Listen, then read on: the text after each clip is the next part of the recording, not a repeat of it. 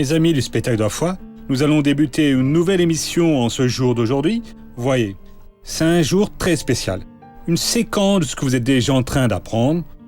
Vous avez vu hier que Dieu, il a un dessein. Il a conçu un dessein. Le dessein de Dieu a été conçu pour vous et pour moi. Le dessein de Dieu est frustré quand je ne crois pas que je suis la cible de la miséricorde de Dieu, de la grâce de Dieu. Mais quand moi, je crois en tout ce que Dieu est en train de vouloir pour ma vie, je commence à me relever. Et quand je me relève, je résous de prendre l'attitude de foi. C'est cela que Dieu veut pour vous. Romains 12.3 déclare que Dieu a donné pour chaque personne, indépendamment du fait qu'elle croit ou de ce qu'elle est, une mesure de foi. Donc, vous n'avez pas besoin de demander à Dieu la foi. Vous avez déjà ce don donné par Dieu. Il vous revient d'accepter ce don de la foi. Cette capacité d'écouter la parole de Dieu, de croire en la parole de Dieu et d'utiliser la parole de Dieu. Quand vous employez la parole de Dieu, Dieu, il se compromet à répondre à votre prière. Et donc, écoutez avec attention ce qui sera enseigné dans les prochaines minutes et votre vie va commencer à avoir un rebondissement. Vous allez commencer à voir les choses évoluer parce que la compréhension vous fait avoir la vision de tout ce que vous pouvez faire, de ce que vous ne devez pas faire. Et Dieu va vous donner la capacité, dans sa parole à lui, pour vaincre au nom de Jésus. Bon, maintenant nous allons commencer le spectacle de la foi et juste après je reviens pour parler avec vous, spectateurs, au nom de Jésus. C'est avec joie que nous allons démarrer ce culte pour lequel j'ai la certitude que la main puissante de Dieu se devra de passer au milieu de nous et de faire des merveilles. Nous sommes en pleine étude sur un sujet si savoureux, c'est sur la foi. Il y a des personnes qui pensent qu'elles n'ont aucune foi, que Dieu ne les a pas choisies pour être des personnes heureuses, et ces personnes sont complètement et lourdement en train de se tromper. Nous sommes au commencement du livre des Romains, chapitre 12, le verset 3, dans lequel l'apôtre Paul a déclaré que toutes les personnes ont la foi, oui monsieur, oui madame. C'est au Romains chapitre 12, le verset 3. Par la grâce qui m'a été accordée, je dis à chacun d'entre vous de ne pas entretenir de prétentions excessives, mais de tendre à vivre avec pondération. Ici vient ce qui nous intéresse. Chacun selon la mesure de la foi que Dieu lui a donnée en partage. Cela nous intéresse pour cette étude, d'accord mes amis ? Mais pour cette étude de foi, nous sommes basés sur cette déclaration de Paul que Dieu a réparti à chacun de nous une certaine mesure de foi. Dieu a vu lors de votre conception les problèmes que vous rencontriez ici au monde et il n'a pas été mauvais avec vous. Il a déposé à votre disposition une certaine mesure de foi qui soit capable de subvenir à toutes vos nécessités avec beaucoup de surplus. Maintenant, aux Romains, une page en arrière, on dit ainsi, au chapitre 10, le verset 17. « Ainsi, la foi vient de ce qu'on entend, et ce qu'on entend par la parole du Christ. La personne qui ne va pas à l'église, ou qui vient à l'église et reste appuyée sur l'épaule du petit ami, ou du père ou de la mère, ou du mari ou de l'épouse, ou de celui qui est alors présent mais son âme est très loin, avec juste des pensées qui sont hors d'ici, cette personne ne va pas avoir la foi nécessaire. Elle, alors, au moment où elle en a besoin, elle n'a pas amené la foi à la surface. Car c'est quand vous écoutez la parole et donnez l'attention que vous avez entendue, que vous obtenez la capacité d'écouter Dieu et de recevoir cette foi qui est déjà avec vous, qui est à votre disposition. Et la foi, j'ai même dit qu'elle est comme un enfant. Un couple va recevoir son premier enfant à la maison. Ils sont heureux, ils achètent des vêtements, décorent la chambre. Une grande émotion, arrive le jour, le bébé arrive. Quel enfant magnifique! Alors ils le déposent dans le berceau et prennent une décision. Il ne va plus sortir du berceau. Et il ne laisse personne lui rendre visite ni parler avec personne. Alors il va grandir, il augmente le berceau, ils ne le mettent pas, il veut faire de l'exercice, se déplacer, il veut commencer à marcher, ils ne veulent pas, il devient grand. Un grand garçon, il ne va pas à l'école, ne se socialise pas. Résultat, ils ont un monstre dans leur maison. Pousse la barbe, c'est un homme formé, c'est une jeune fille formée, mais qui n'est jamais sortie de l'intérieur de la chambre. C'est une pauvre enfant, elle ne sait pas, tout le monde pour elle est étrange, c'est un animal, alors elle crie, elle mord et je ne sais quoi encore. Ainsi est votre foi. Si vous ne l'entraînez pas, Dieu permet que les épreuves viennent dans votre vie pour que nous nous entraînions. Puis j'ai parlé de David qui a affronté le géant et tout le monde a applaudi. Mais avant, Dieu a ordonné à un lion de lui prendre une brebis, puis un ours, et David a même tué les deux. J'ai aussi parlé de Daniel qui, là, à Babylone, il a été jeté là, ils l'ont jeté dans la fosse aux lions, et les lions sont restés avec la gueule fermée toute la nuit. La foi de Daniel les a empêchés de le toucher. Mais quand Daniel, âgé de 15 ans, est arrivé à Babylone, prisonnier, parce que Nabucodonosor a envahi la terre du peuple de Dieu et l'a emmené là-bas. Et Daniel, pour être un jeune intelligent et très dégourdi, très beau, et a été choisi dans la fine fleur de la jeunesse. C'est dans le livre de Daniel, au chapitre 1er, le verset 8. On va lire, parce que sinon je vais rester à parler, vous ne notez pas, et après tout vous oubliez tout, et vous ne retenez pas. Voyez le verset de Daniel 1, 8.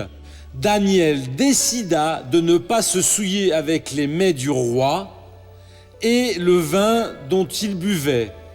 Et il supplia les chefs des hauts fonctionnaires de ne pas l'obliger à se souiller. Lui alors, très jeune, a pris cette position.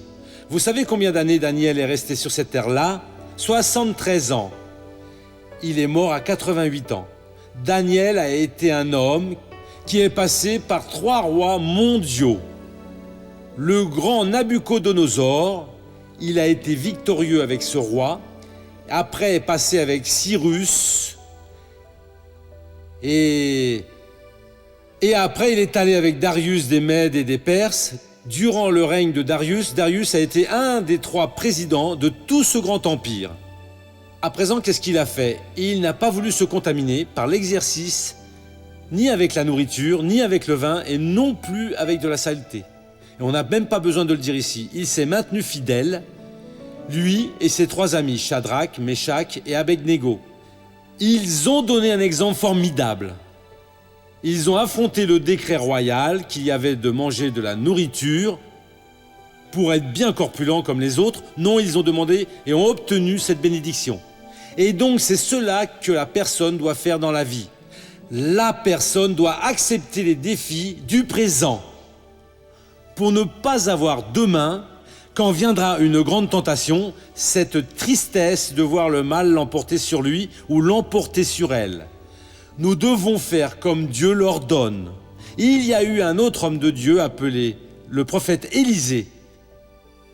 Élisée a servi Dieu au temps du prophète Élie, le grand Élie. Élie qui n'est pas mort, il est monté au ciel vivant.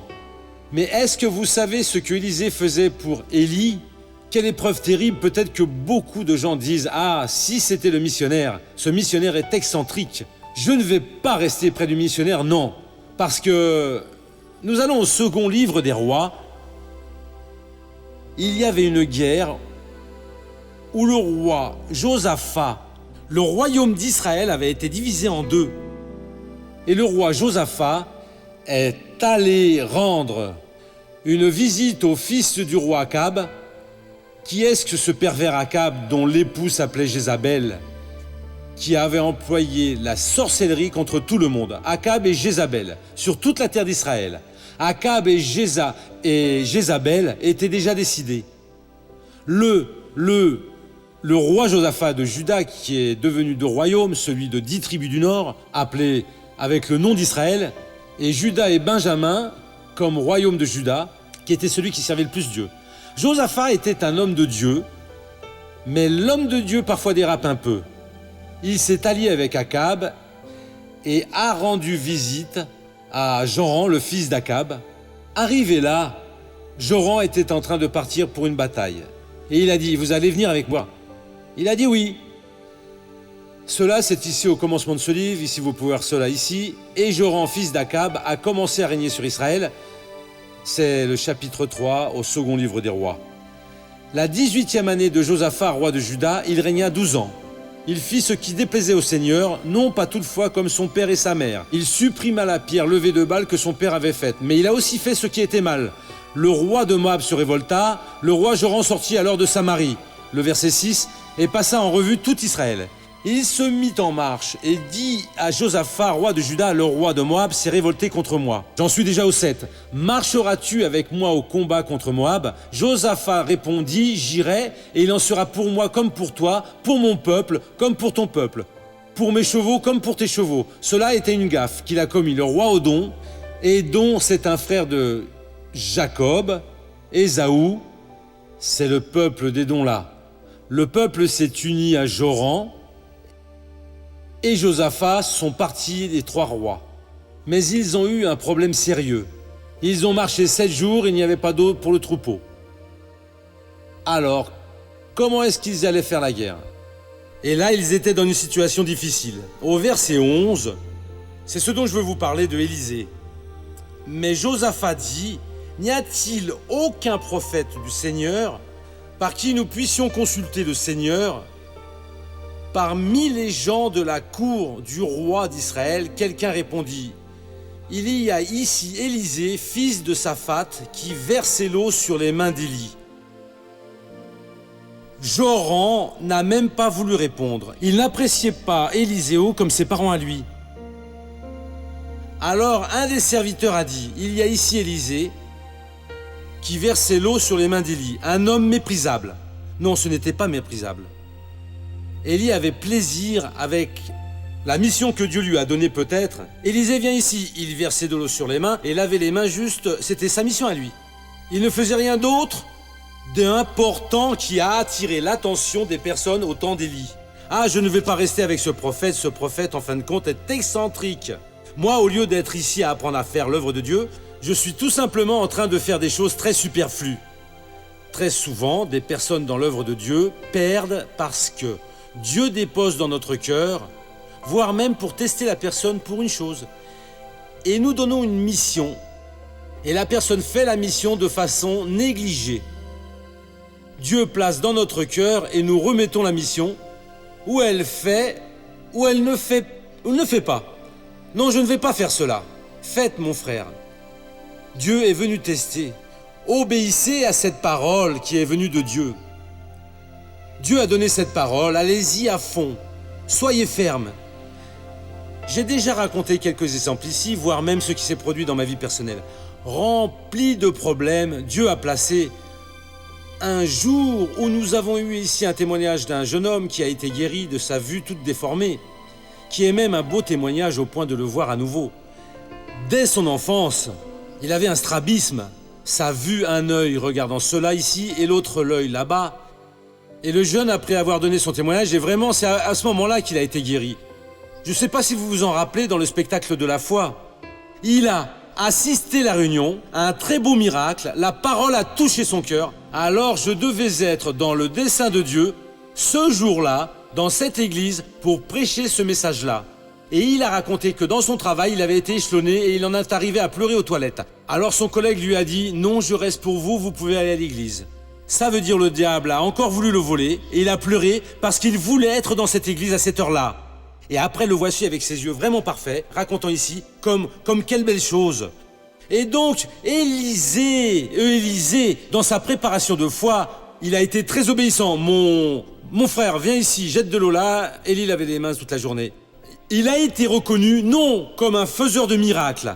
Ah, ici, c'est un citoyen qui jetait de l'eau sur les mains d'Élisée. Quand il a dit cela, voyez la parole de Josaphat, parce que Josaphat était un homme de Dieu. Josaphat dit, la parole du Seigneur est avec lui.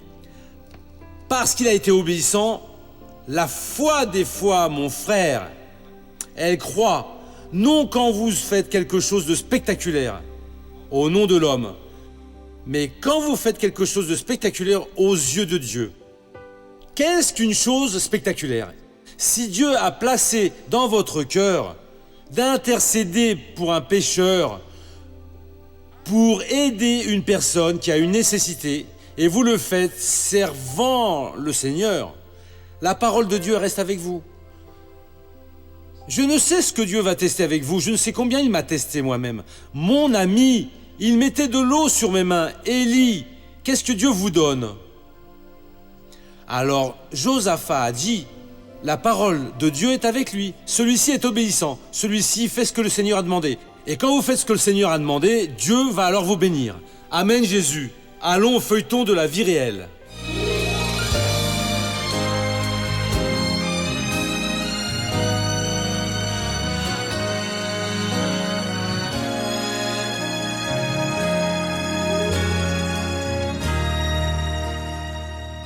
J'avais 17 ans quand j'ai expérimenté la boisson, vous voyez.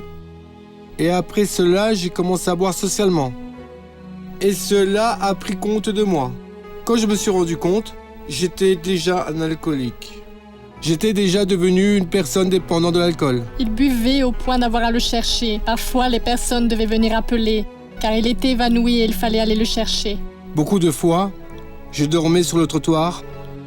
Beaucoup de fois, je passais plusieurs nuits dans des virées à faire la bringue, des fêtes. Un vice qui ne détruit pas seulement la vie de Roger, elle atteint la famille et le domaine financier. La famille a commencé à se déstructurer, a commencé, pour dire vrai, à aller de mal en pis. Des disputes, toujours des disputes. Il n'était pas agressif, mais on se disputait beaucoup, vous voyez. Et très souvent, je n'avais même pas d'argent à dépenser. Et la plupart des fois, je dépensais et très souvent, c'était même à crédit pour payer plus tard. L'épouse de Roger commence à fréquenter l'Église internationale de la grâce de Dieu. Par le biais de la parole, elle apprend des stratégies pour faire sortir son mari du vice. J'ai commencé à m'informer, oui, en écoutant la parole, c'est ça. Et je rentrais à la maison et je le voyais avec une bouteille à côté. Je me disais, mon Dieu, mais rien ne va plus, non. Ça, c'est l'ennemi qui veut me montrer le contraire pour moi, oui. Mais grâce à Dieu, j'ai continué, ferme. Vous voyez, je priais toujours. Je rapportais l'huile bénie que les ouvrières me donnaient. Oui, c'est ça. Alors, j'enduisais, je continuais à prier, je cherchais, vous voyez. Il y avait des moments où je voulais m'arrêter, mais grâce à Dieu, je ne me suis pas arrêtée. Je suis allée de l'avant, vraiment. Le pasteur racontait toujours, vous devez être raisonnable, vous voyez. Et j'ai vu que réellement, ce n'était pas avec des disputes que j'allais réussir. Vous voyez, à l'amener à Jésus. J'ai commencé à le traiter différemment, à le traiter avec plus de tendresse. Je continuais à prier, j'enduisais ma maison ou j'enduisais lui. Et alors, c'est Dieu qui travaillait. La boisson cause des problèmes de santé à Roger. Ce furent 28 ans de dépendance alcoolique, jusqu'à ce qu'il comprenne qu'il avait besoin d'une aide spirituelle pour abandonner l'alcoolisme. Et le médecin m'a dit que si je n'arrêtais pas, si je ne cessais pas avec la boisson, je ne sais pas si je serais encore vivant aujourd'hui. Et à partir de ce moment-là, j'ai pris une décision. Mon épouse a continué à prier pour moi et j'ai pris une décision. J'ai déposé dans mon cœur, j'ai commencé à suivre, j'ai commencé à aller aux réunions. Nous avons continué fermement, oui. Nos enfants aussi, ça a été que de la joie, vous voyez. Et les autres ont pu voir le changement, vous voyez. Et j'ai pu apprendre chaque fois plus. Et lui aussi. Oui, même qu'il n'avait pas l'habitude d'ouvrir la Bible. Et il s'est mis à ouvrir la Bible et à partager avec moi. Comme ça, regarde ici la parole que j'ai trouvée. Et j'ai pris la décision d'arrêter de boire.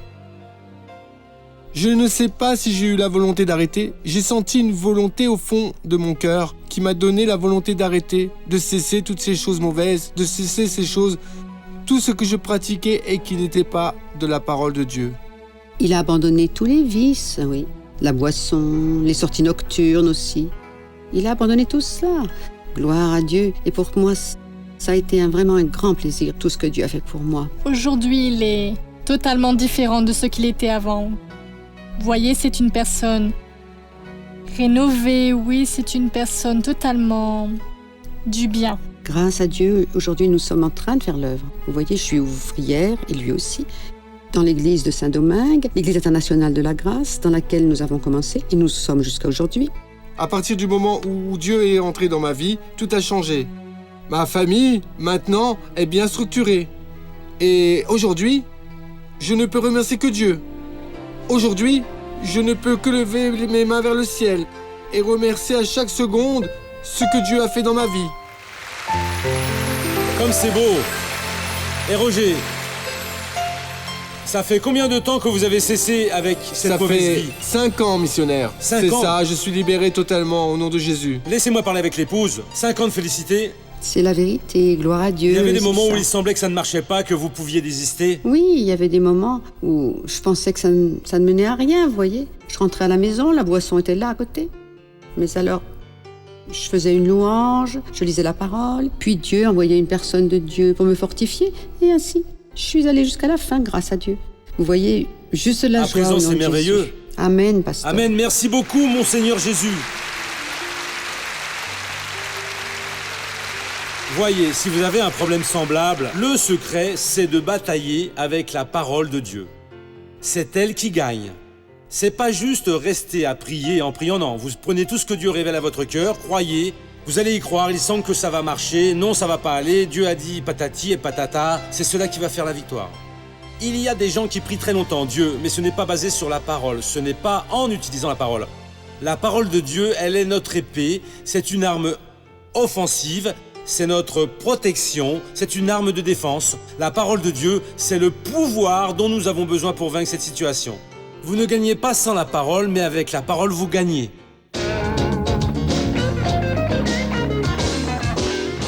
Missionnaire, faut savoir que le croyant peut aussi perdre son salut. Il perd. Oui, il perd comment, missionnaire? S'il va abandonner Jésus. Une fois sauvé, sauvé pour toujours, je ne crois pas parce que Jésus a dit « Mais celui qui persévérera jusqu'à la fin sera sauvé. Et celui qui ne persévère pas ne sera pas. » Et donc, acceptez Jésus et allez faire ce que le pécheur a fait. Allez, ne respectez pas le foyer du prochain. Allez faire ceci, allez faire cela et encore ceci. Voyez, vous allez finir dans le trou. Ce jour-là, beaucoup vont dire « Seigneur, c'est une erreur. Je ne peux pas rester à gauche. Je ne peux pas marcher vers la perdition. J'ai expulsé beaucoup de démons en ton nom. J'ai prophétisé en ton nom. J'ai fait beaucoup de miracles. Je vous ai jamais connu. » Jésus va dire. Il connaît celui qui est réellement de Dieu. Eh missionnaire, c'est donc une affaire sérieuse. C'est plus sérieux que vous pensez. Ce n'est pas une chose pour rigoler, non. Vous devez vous consacrer à Dieu. Vous ne savez pas le jour de votre départ. Consacrez-vous et soyez une personne de Dieu. Et alors, vous allez voir le bonheur pour l'éternité. Seconde question. Missionnaire, toute personne dans l'église peut être un mentor de disciples? Non. Mais pourquoi non, missionnaire? Ça peut être un témoin. Parce que dans l'église, Jésus a déposé 5 dons ministériels. Il y a l'apôtre, celui qui lance les bases. Il y a le prophète. Ce n'est pas celui qui a le don de prophétie, c'est le prophète ministre. Il y a l'évangéliste qui a le don d'évangéliser. Il y a le pasteur et le maître. Et donc la personne pour faire des disciples, elle doit être maître. Il faut avoir ce don. Ça n'avance pas de croître, parfois l'Église fait du mal. L'Église prend un néophyte qui n'a pas la structure, et à lui alors devient super hautain, et tombe dans la condamnation du diable. Un jour, il pense qu'il n'a plus besoin d'être soumis à l'autorité. Je vais fonder mon église car en fin de compte, et celui qui fait cela, fuyez de lui. Pourquoi, missionnaire? Voyez les Proverbes 18.1 ici. Fuyez. Si un jour votre leader dit « Qui m'accompagne parce que je vais ouvrir mon église ?» N'entrez pas dans cela, non. Voyez ce que disent ici les Proverbes 18.1. Celui qui se tient à l'écart recherche son propre désir. Celui qui est séparé est différent.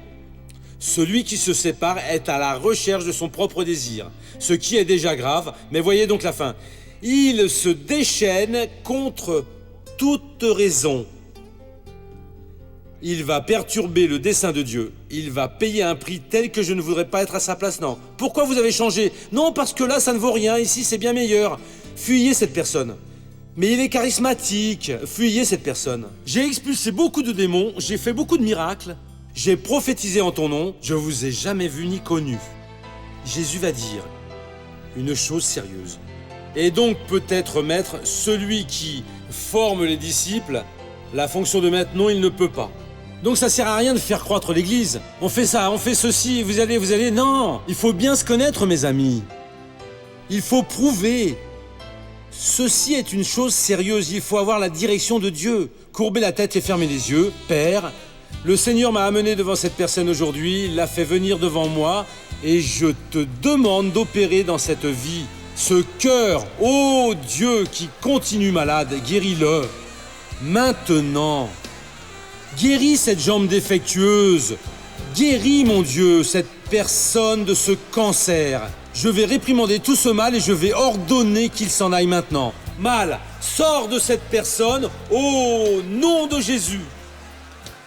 Bien, nous sommes maintenant de retour pour la fin de cette émission d'aujourd'hui. Et l'assurance, c'est, quand vous écoutez la parole de Dieu, vous sentez en confiance. Et c'est cela dont je veux parler avec vous, spectateurs. La confiance, elle est le fruit de quelque chose que vous savez qui existe. Si vous ne croyez pas que Dieu existe, cela ne reçoit pas de vous demander quelque chose. La première chose, c'est que vous acceptiez que Dieu est vivant, qu'il vous aime et qu'il veut vous rendre heureux. Et qu'il vous propose des choses parce qu'il sait que vous pouvez vous surpasser. À beaucoup de personnes, Dieu est venu leur donner un défi pour qu'elles deviennent des membres qui parrainent. Qu'est-ce qu'un parrain ? C'est la personne qui sent dans son cœur Dieu appelant en elle. Vous n'achetez pas la bénédiction, vous êtes en train d'obéir à un appel de Dieu. Si vous n'êtes pas appelé, je ne suis pas en train de vous parler. À présent, si vous vous sentez dans votre cœur, voyez, Dieu m'a inspiré pour collaborer avec cette émission. Donc vous allez maintenant appeler ce numéro, vous allez laisser votre nom, vous allez demander des informations et vous direz comment je dois faire pour devenir un parrain du spectacle de la foi. Et vous allez apprendre, vous recevrez des instructions de nos collaborateurs pour que vous nous aidiez dans ce domaine. Voyez, pour ce que Dieu vous inspire dans votre cœur, il va aussi vous donner les outils nécessaires pour que vous complétiez cela dans votre vie. Pour vous, il nous revient et permettre que ce sentiment, que cette volonté naisse et puisse réaliser tout ce qui est dans notre cœur. Appelez maintenant même. C'est aussi le numéro qui apparaît sur votre téléviseur. Ne laissez pas pour demain ce que vous pouvez faire aujourd'hui. Vous allez appeler et vous direz, voyez, je suis prêt à assumer un pas de foi. Et je veux continuer avec le spectacle de foi, dans ma vie, dans mon foyer. Vous appelez, participez, et c'est certain, Dieu va devoir ouvrir les portes du ciel sur votre vie au nom du Christ. Nous allons maintenant arriver aux minutes finales de cette émission. Restez tous avec Dieu. Nous allons toujours à ce même horaire sur cette même chaîne. Au nom de celui qui peut plus, restez tous avec le Seigneur et à bientôt.